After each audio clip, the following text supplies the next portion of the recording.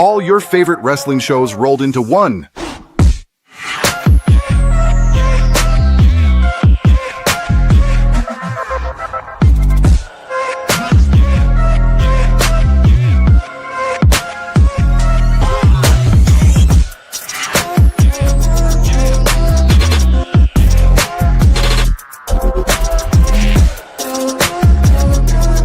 Welcome to the We Book It podcast. Let's start the show.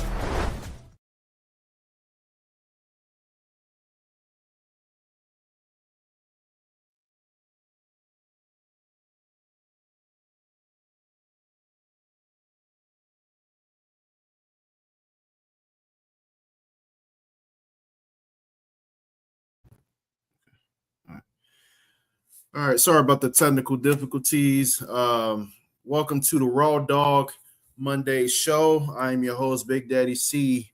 We bring in raw takes, no safe words, and we're tapping out all the storylines, one bad decision at a time.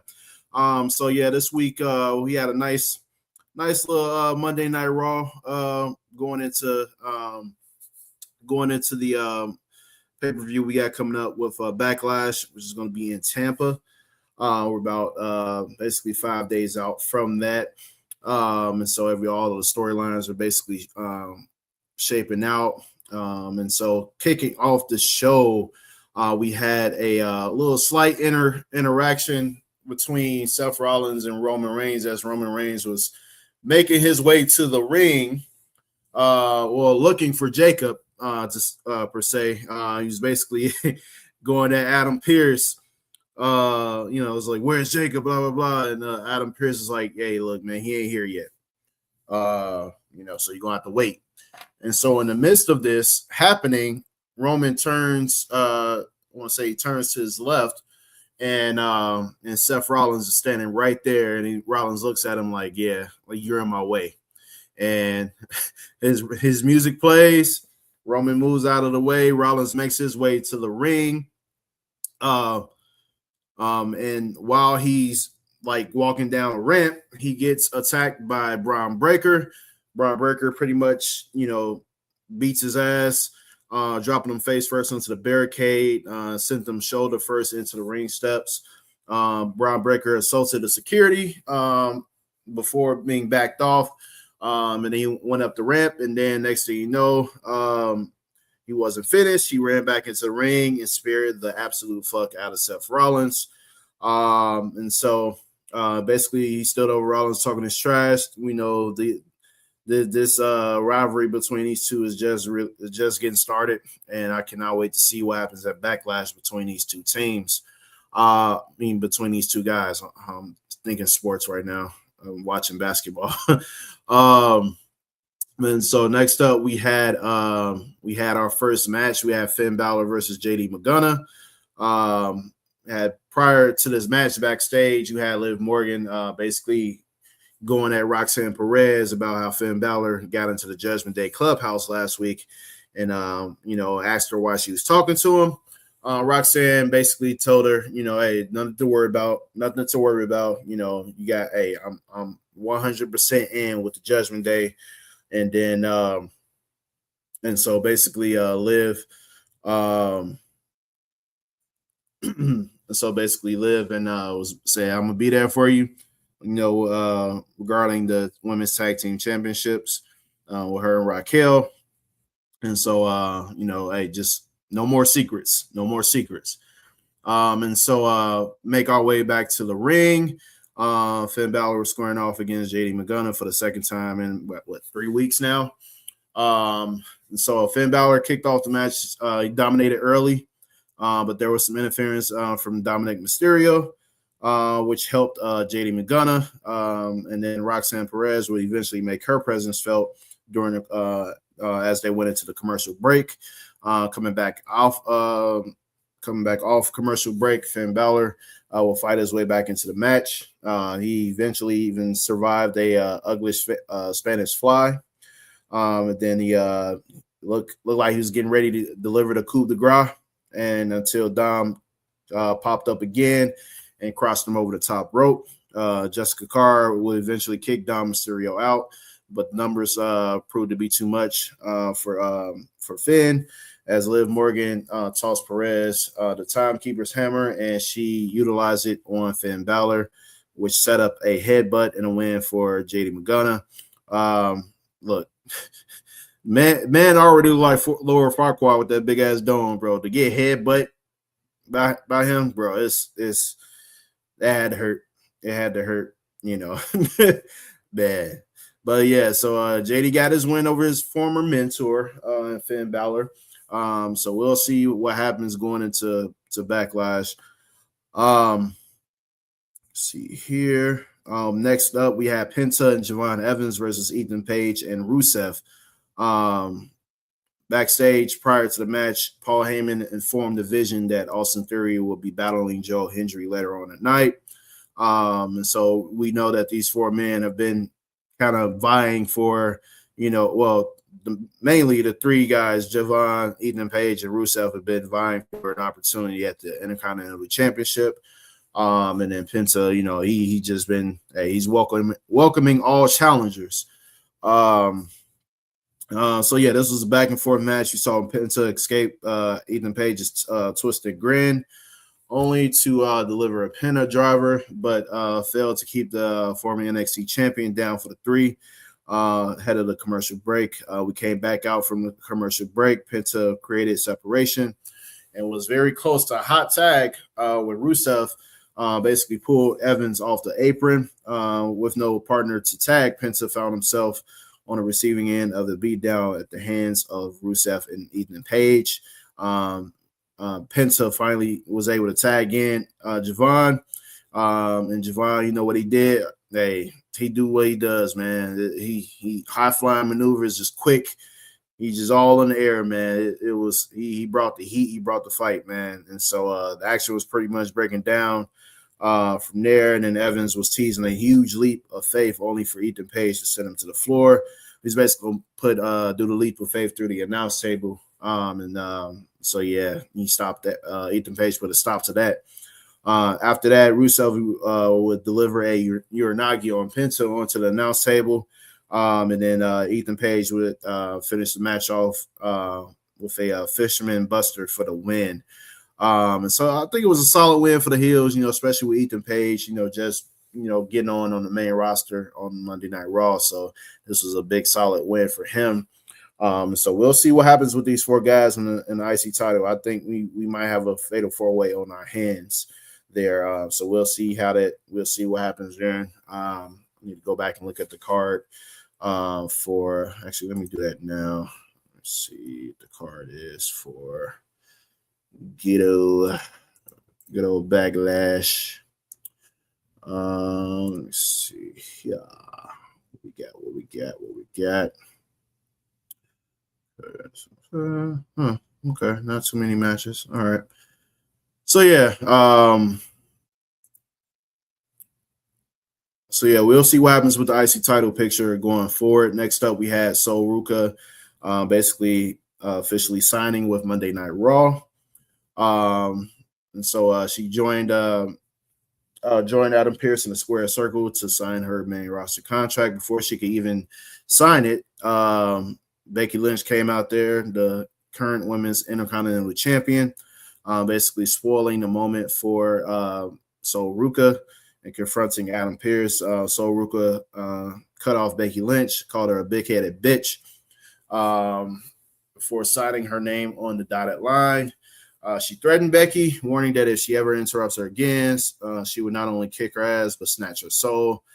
Becky Lynch tried to sneak attack on, but end up clocking Adam Pearce by accident. Then he ended up, and then she ended up catching the soul snatcher from oh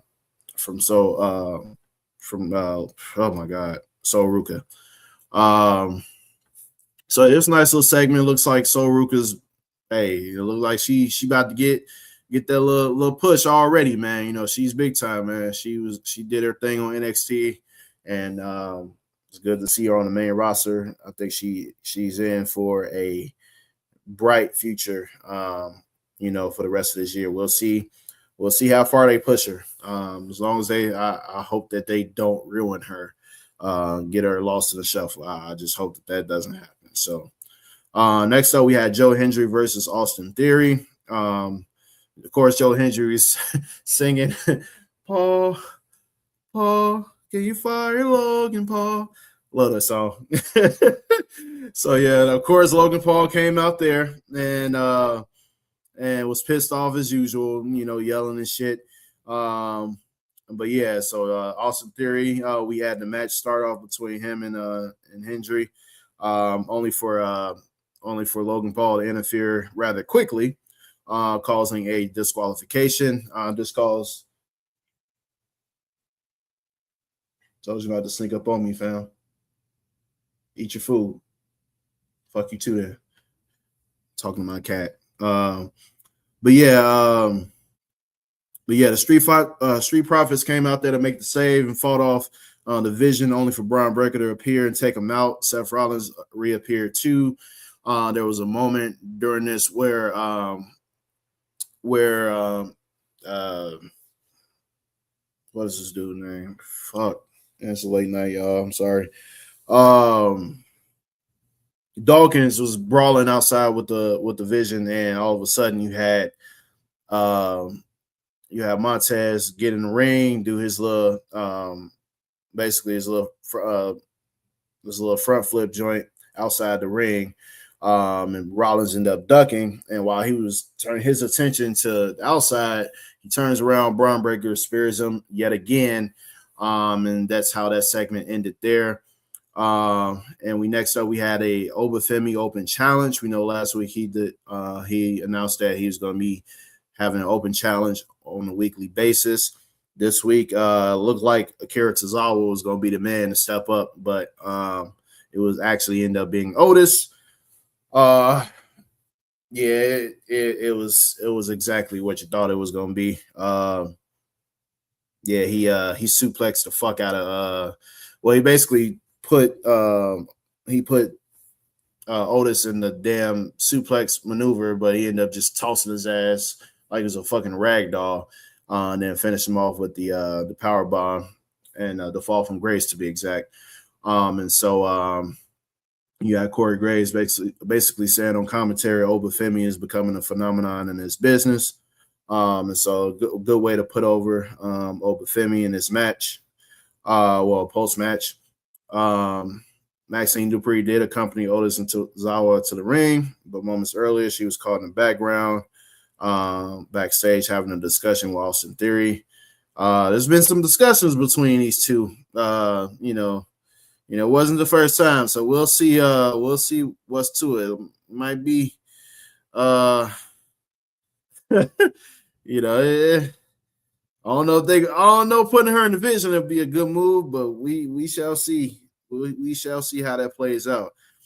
Next up, we had a trios tag team match. We had these fuckers, man. Los Americanos versus OGL Grande Americano and the Creed Bros, who showed up on AAA this past weekend to assist OGL Grande, aka Chad Gable. And so it looks like Chad Gable is probably gonna lose his match. He's the one that's going to get unmasked, and then that ends his time as the OGL Grande Americano. He gets to go back to Chad Gable. So that's all I want. That's all I want. Or if both of them get unmasked, that would be great too. So yeah, ahead of this match, we had ahead of their match on AAA Noches de los Grandes, we had the 6-man tag match, where what they're calling it trios match now. So they're just doing so much, man. I'm like, just keep shit simple, man. Like 6-man tag match is not that fucking difficult. Just keep it the way it is. WWE, like, stop changing shit. Damn, like, you don't have to change it. It's 6-man tag match. No fucking trios. So yeah, this match was pretty solid. All 6 combatants shine late. They all each delivered their signature move. There was a moment where there was a big splash from Rayo to OG. but only kept him down for a 2 count.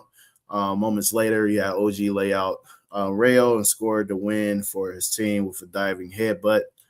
Let's see here. Next up, we had the contract signing, which was essentially the main event segment. Roman Reigns and Jacob Fatu. We know what's been happening between these two.